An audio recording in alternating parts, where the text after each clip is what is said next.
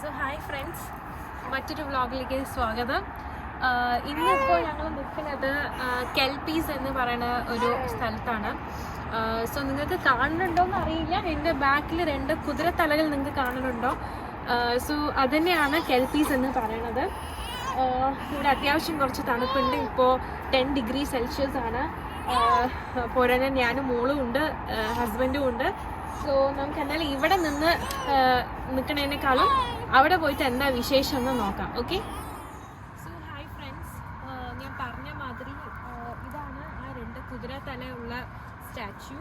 So ഇത് വന്നിട്ട് actually ഒരു മിത്താണ്. സ്കോട്ട്ലാൻഡ് എന്ന് പറയുന്നത് കുറേ പ്രകൃതി ഭംഗിയും അതിൻ്റെ ഒപ്പം തന്നെ കുറേ മിത്തും നിറഞ്ഞ കഥകളുള്ള ഒരു സ്ഥലമാണ്. അങ്ങനെ ഒരു മിത്താണ് ഈ കുതിരേനെ കുറിച്ചിട്ടുള്ളത്. അപ്പോൾ ഈ കുതിരയുടെ പേര് വന്നിട്ട് ആക്ച്വലി കെൽപീസ് എന്നാണ്. സോ ഇവിടെ എന്താണ് മെയിനായിട്ട് വെച്ചാൽ ഇവിടെ ലോച്ചസ് എന്ന് പറയും. ലോച്ച് എന്ന് പറഞ്ഞാൽ നമ്മുടെ ഭാഷയിൽ റിവർ എന്നാണ് അർത്ഥം ഈ സ്കോട്ടിഷ് ലാംഗ്വേജിൽ. സോ ലോച്ച് എന്ന് പറയുന്നത് കുറേ കനാലുകൾ, പുഴകൾ മാതിരിയുള്ള സ്ഥലങ്ങൾ കുറേ ഇവിടെ ഉണ്ട്. ഓക്കെ. ഈ സ്ഥലം വന്നിട്ട് ഫാൽക്രിക്ക് എന്ന് പറയും. ഇത് വന്നിട്ട് ആക്ച്വലി എഡിൻബ്ര ആൻഡ് ഗ്ലാസ്ഗോൻ്റെ നടുവിലായിട്ട് വരും. സോ ഈ ഫാൽക്രിക്കിൽ മെയിൻലി ഒരു കനാലുണ്ട്.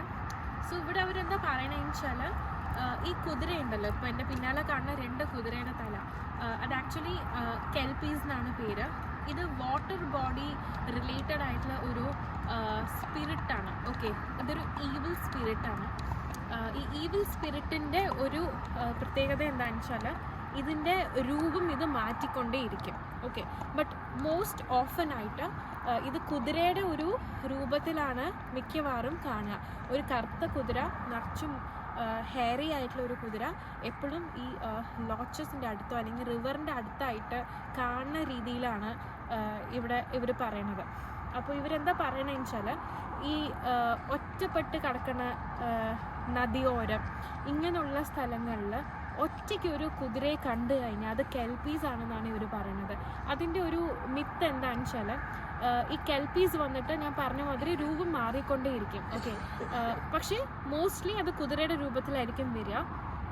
ഇപ്പോൾ ചില കുട്ടികൾ പുഴയുടെ അടുത്ത് കളിക്കാൻ പോകുമ്പോൾ അല്ലെങ്കിൽ മുതിർന്ന ആൾക്കാർ പോകുമ്പോൾ ഇവർ പറയണത് പണ്ട് കുറേ വർഷങ്ങൾക്ക് മുമ്പ് അങ്ങനെ പുഴയുടെ അടുത്ത് പോയി ഒറ്റയ്ക്ക് നിന്ന ആൾക്കാരെല്ലാം ഒരു കുതിരേനെ കാണുമ്പോൾ ആ കുതിര ഭയങ്കര ഫ്രണ്ട്ലി ആയിട്ട്, വലിയ ഡേഞ്ചറസ് ആയിട്ടുള്ള ഒരു രീതിയിലൊന്നും അല്ല, നല്ല ഫ്രണ്ട്ലി ആയിട്ടുള്ള ഒരു കുതിര കണ്ട് അവർ ആകർഷിച്ചിട്ട് അടുത്തേക്ക് പോകും.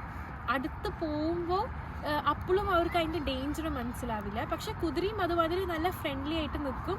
അപ്പോൾ ഇവർക്ക് മെല്ലെ തൊടാൻ തോന്നും, പിന്നെ അതിൻ്റെ മേലെ കുതിരപ്പുറത്ത് കയറാൻ തോന്നും.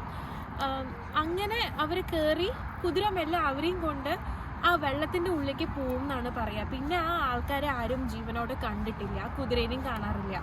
അങ്ങനെയാണ് കഥയുള്ളത്. സോ ഇതാണ് ഇവിടെയുള്ള മിത്ത്.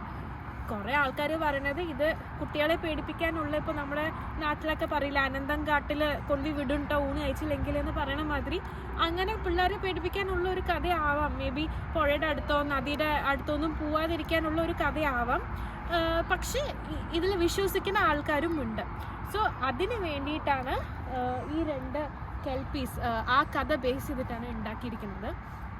ഓൾസോ മറ്റൊരു പ്രത്യേകത, ഇത് ഉണ്ടാക്കിയത് ഒരു അയൺ മെറ്റീരിയൽ വെച്ചിട്ടാണ്. സോ ഈ സ്റ്റാച്യു 2 ഓൾമോസ്റ്റ് ഒരു 30 മീറ്റേഴ്സ്, ഒരു 100 ഫീറ്റോളം ഹൈറ്റ് ഉണ്ട്. ഓക്കെ.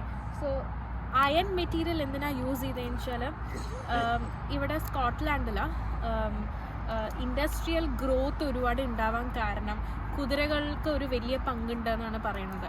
അപ്പോൾ ഒരുപാട് വർക്കിംഗ് ഹോഴ്സസ് ലൈക്ക് ഒരു സ്ഥലത്ത് നിന്ന് മറ്റേ സ്ഥലത്തേക്ക് സാധനങ്ങൾ ഷിഫ്റ്റ് ചെയ്യാനും അങ്ങനെയുള്ള പല കാര്യങ്ങൾക്ക് കുതിരേനെ അവർ ഒരുപാട് യൂസ് ചെയ്തിട്ടുണ്ട്.